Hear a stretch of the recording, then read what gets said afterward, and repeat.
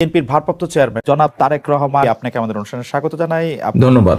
আমাদের শুভেচ্ছা এবং কৃতজ্ঞতা জানবেন। ভাঙার ঘোষণা দিয়ে ধানমন্ডি ৩২ নম্বরে হামলা, তার আগেই আপনার সহকর্মী সহযোদ্ধাও আমরা এরকম বলতে পারি ভেরিফাইড ফেসবুক আইডি থেকে পোস্ট করেছিলেন, আজ রাতে বাংলাদেশে ফেসিবাদের তীর্থভূমি মুক্ত হবে।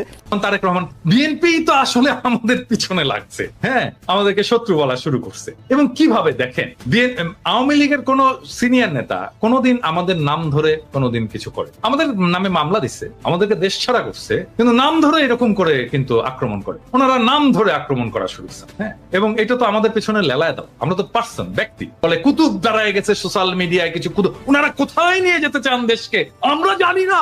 ওনারা জানবেন না কেন?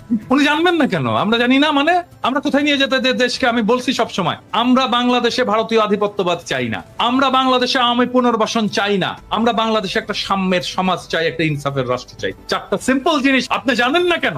আপনারাই বাধা হয়ে দাঁড়ায় আছেন আমাদের সামনে, আমাদের স্বপ্নের সামনে, মানুষের স্বপ্নের সামনে। এবং আপনারা জানতে হবে আমরা এটা চাই। এবং আমরা আমাদের মনে করার কারণ আছে, আমাদের মনে করার ক্রেডিবল কারণ আছে যে আপনারা আওয়ামী লীগকে পুনর্বাসিত করতে চান। কেন চান সেই প্রসঙ্গে আসবো যদি আলোচনার সুযোগ থাকে।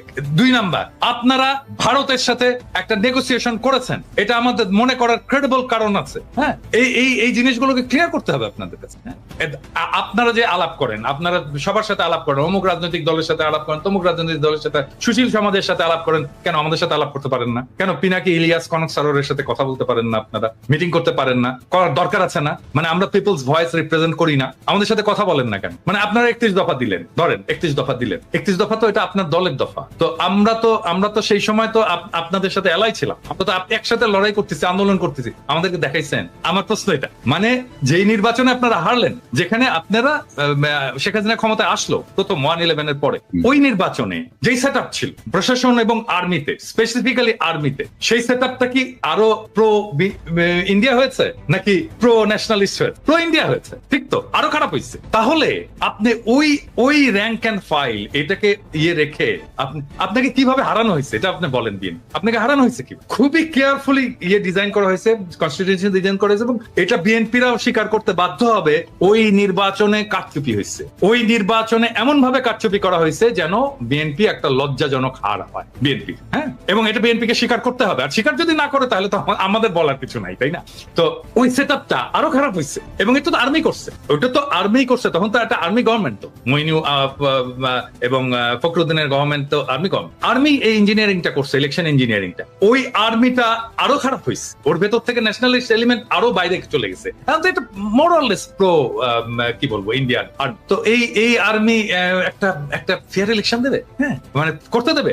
এইটা বিশ্বাস করেন সম্ভব না, করতে দেবে না। হ্যাঁ, আমরা যদি ফেয়ার ইলেকশন হয়, আমার মনে হয় যে ধরেন এটা বিএনপির এটা বিএনপির জরিপ, ব্রেইন দেখছে তো, আমরা সবাই দেখছি, ব্রেইনের জরিপে ফেয়ার ইলেকশন হইলে মানে মানুষ বলছে যে আমরা 41% বিএনপি কে দেবে, অ্যাবসলিউট মেজরিটি হয় বিএনপি। কিন্তু আরো কিছু আছে ওইখানে। আচ্ছা, আমি বলি, আমি গতকালকে একটা পোস্ট দিয়েছিলাম, গতকাল না পরশুদিন, যে জামাতে ইসলামের ভোট কত। জামাতে ইসলাম 300 আসনে ইলেকশন করছিল এরশাদ পড়ার পরে 91 সালে প্রথম। এখানে ভোট পেয়েছিল তারা 12.3% সম্ভব। এবং ওই সময় যদি আমরা সমস্ত ইসলামপন্থী দলগুলোর ভোটগুলো দেখি, তাহলে আমরা দেখবো 14% মতো তারা ওই ভোটটা, এবং ওই ভোটটা ভালো ভোট হয়েছে, হ্যাঁ।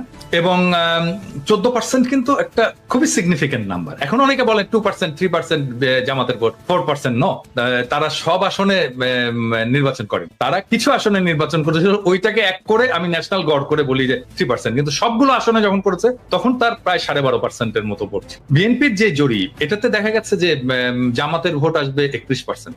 এখন ধরে ছাত্রদের ভোট ওখানে কত আসবে?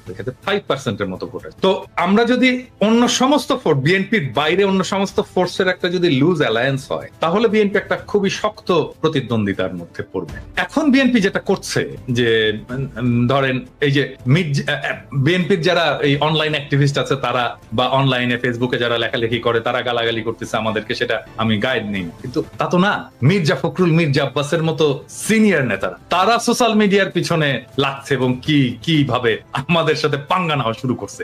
ধরেন এই পাঙ্গাটা যদি নিতে থাকে তারা কন্টিনিউয়াসলি, তাহলে তাদের অবস্থাটা কি? ধরেন সোশ্যাল মিডিয়ায় যারা কাজ করে, হ্যাঁ, যারা কাজ করছে, যারা সোশ্যাল মিডিয়া একটা ইনফ্লুয়েন্স রাখতে পারে, ছোট হোক বড় হোক, অল্প হোক বেশি হোক কম হোক, একটা তো ইনফ্লুয়েন্স আছে তো যারা রাখতে পারে, তারা যদি পুরোটা, মানে ধরা যাক, আমি এখানে ইয়ে ছাড়াই বলতেছি, কনক, আপনি, আমি, ইলিয়াস, আমরা তো কেউ অ্যান্টি বিএনপি না, আমরা তো জিয়াউর রহমান, প্রো জিয়াউর রহমান, মানে জিয়াউর রহমানকে আমাদের পলিটিক্যাল আইকন মানি, তাই না? তো আমরা তো কেউই, আমরা সবাই ন্যাশনালিস্ট, তাই না? আমরা, এবং ট্রু সেন্স মানে মানুষ যাতে সাধারণভাবে বোঝে, আমরা তো সবাই রাইটেস্ট, তাই না? তো আমাদেরকে তো শত্রু ভাবার কোনো কারণ ছিল না বিন, আমরা তো শত্রুও না, আমরা শত্রু হতেও চাই না বিন। আমিও তো ডাক্তার, আমাকে তো দেখাইতে পারতেন যে ভাই 31 দফায় যে চিকিৎসা সংক্রান্ত যে জিনিসটা আছে দাদা একটু দেখেন তো এটা ঠিক আছে কিনা, হ্যাঁ দেখাতে পারতেন তো। তাইলে তো আমাদের পার্টিসিপেশন থাকতো, আমরা ওন করতাম আপনার 31 দফা। কনক স্যার আপনি ওন করতেন, ইলিয়াস তুমিও ওন করতা, তো আমাদেরকে ওন করার সুযোগ দিলেন না।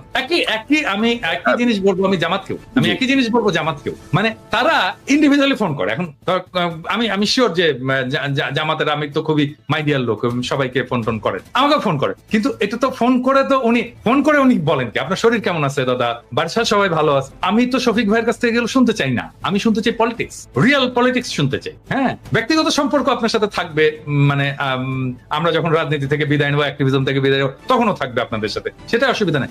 আমি শুনতে চাই পলিটিক্স, আপনার প্রোগ্রাম, আপনি নির্বাচনে কি মেসেজ নিয়ে যাবেন, আগামীতে আপনি ভারতের সাথে কিরকম সম্পর্ক রাখবেন, হ্যাঁ আপনি আমেরিকার সাথে কিরকম সম্পর্ক রাখবেন, চীনের সাথে কিরকম সম্পর্ক রাখবেন, রাষ্ট্রটাকে কিভাবে গড়বেন, সংবিধানে কি পরিবর্তন আনবেন, মানুষের জীবনে কিভাবে, এই বাংলাদেশে যেভাবে হাসিনা যেভাবে ইসলামোফোবিয়ার চাষ করছে এটাকে কিভাবে ফাইট করবেন, আন্তর্জাতিক ক্ষেত্রে আপনি ফিলিস্তিনের প্রশ্নে কি স্ট্যান্ড নেবেন, আমি তো জানতে চাই। হ্যাঁ, এই জিনিসগুলো তো জানতে চাই, এই জিনিসগুলো আমাদের সাথে কথা বলার কথা। আমার তো ভাই বাংলাদেশে আমার তো কোনো ফাইন্যান্সিয়াল ইন্টারেস্ট নাই, আমার কোনো ব্যবসাপাতি নাই, আমার চাকরি বাকরি নাই, তাই না? ওইখানে তো আমাদের সকলের তাই না, আমাদের চাওয়া তো একটাই, বাংলাদেশের মানুষ ভালো থাকুক, দেশটা ভালো থাকুক, দেশটা প্রোটেক্টেড থাকুক, দেশের স্বাধীনতা সার্বভৌমত্ব প্রোটেক্টেড থাকুক। এটা আমরা ওনার যে হিস্ট্রি, ওনাকে দেখাতে হবে উনি কিভাবে ব্যাংকের মালিক হয়েছেন। এই জন্য না যে উনি আমাদের বিরুদ্ধে বলছেন, নো, এটা প্রত্যেককেই দেখাতে হবে।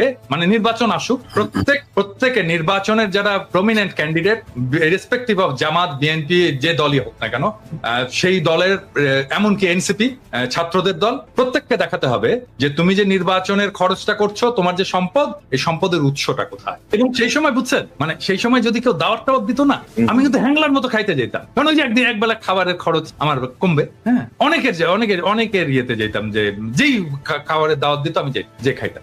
আমি যেহেতু প্রফেসর ইউনূসের সাথে কাজ করছি, সেই জন্য আমি জানি উনার ম্যানেজমেন্ট স্টাইলটা, উনি এটা করবেন না। হ্যাঁ, উনি ওনার টিমকে এভাবেই ডিল করেন আর কি। আমি কিন্তু খুবই ঘনিষ্ঠভাবে কাজ করছি, অল্প সময়, কিন্তু আমার আর্লি ক্যারিয়ারে খুবই ঘনিষ্ঠভাবে কাজ করছি। আমি ওনার পাশের রুমেই বসতাম, এবং গ্রামীণ ব্যাংকের যে হেলথ স্বাস্থ্য কর্মসূচি, সেটার আমি কোঅর্ডিনেটর ছিলাম ঢাকায়। তো আমি ওনার ম্যানেজমেন্ট স্টাইল জানি আর কি, উনি কিভাবে কাজ করে। তো সেই জন্য এটা উনি করবেন না। কিন্তু এই যতগুলো জিনিস কনক আপনি বললেন যে উনি যে হাই স্ট্যান্ডার্ড সেট করে যাচ্ছেন, এটা পলিটিক্যাল লিডারশিপ এটাকে ফলো করতে পারবে কিনা। নাম্বার 2 হচ্ছে যে উপদেষ্টা মন্ডলীর কিছু উপদেষ্টার অপদার্থতা, এটাকে উনি কিভাবে ম্যানেজ করবেন, এর সবকিছুর একটা সলিউশন আমি কিন্তু দিয়েছিলাম। আমি জানি না এটা বেশি আমি দিয়েছিলাম জন্যই বোধহয় বেশি মানুষ এটা নিয়ে আলোচনা করেনি। সেটা হচ্ছে ট্রানজিশনাল গভর্নমেন্ট, যে ট্রানজিশনাল গভর্নমেন্টে সব রাজনৈতিক দলের প্রতিনিধিত্ব থাকবে, এবং এই উপদেষ্টা পরিষদে বেস্ট পারফর্মিং উপদেষ্টারা থাকবেন। আর রাজনৈতিক দলগুলো থেকে বিভিন্নভাবে, বিএনপি হোক, জামাত হোক, এমনকি সেটা এনসিপি হোক, তারপর এবি পার্টি হোক, এমনকি নূরের দল, বাম, যারাই হোক, সবাইকে মিলে একটা নতুন মন্ত্রিসভা তৈরি করা, এবং যেই ইয়েতে উপদেষ্টা পরিষদে তারেক রহমানের অন্তর্ভুক্তি উপপ্রধান উপদেষ্টা করে।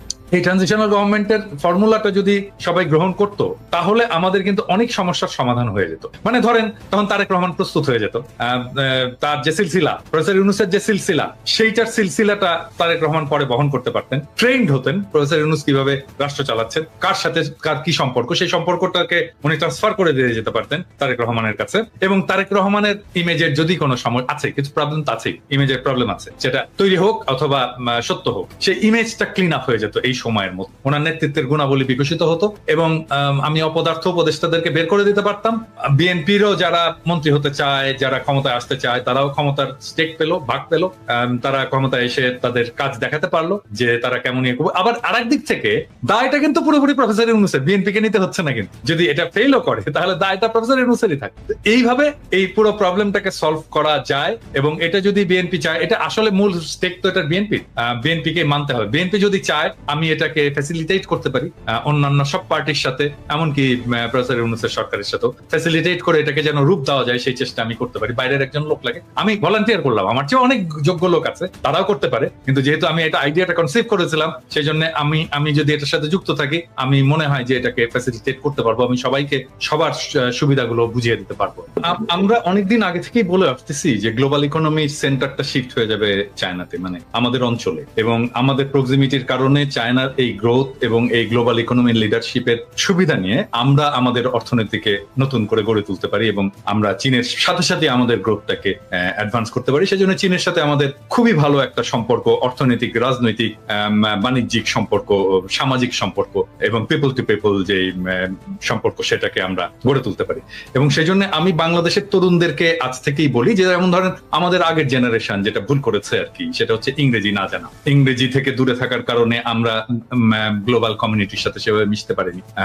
এবং এখন যে সুযোগটা আসছে, আমাদের চাইনিজ জানতে হবে, মানে আমাদের না জানলেও চলবে চাইনিজ, কিন্তু আমাদের পরের যারা প্রজন্ম তাদেরকে চাইনিজ জানতে হবে, ম্যান্ডারিন জানতে হবে, ভালো চাইনিজ জানতে হবে, যদি আমাদের সত্যিকার অর্থেই এই ইকোনমিক গ্রোথের সাথে আমাদেরকে এক পার যেতে হয়। এটা হচ্ছে নাম্বার 1 ইস্যু। নাম্বার 2 ইস্যু হচ্ছে যে পৃথিবী আর আগের হিসাবে তো আর চলবে না, মানে ধরেন এই 70 দশকের আগের হিসাবে চলবে না। এখন গ্লোবাল ইকোনমি এবং পলিটিক্স এর সেন্টার অনেকগুলো জায়গায় হবে।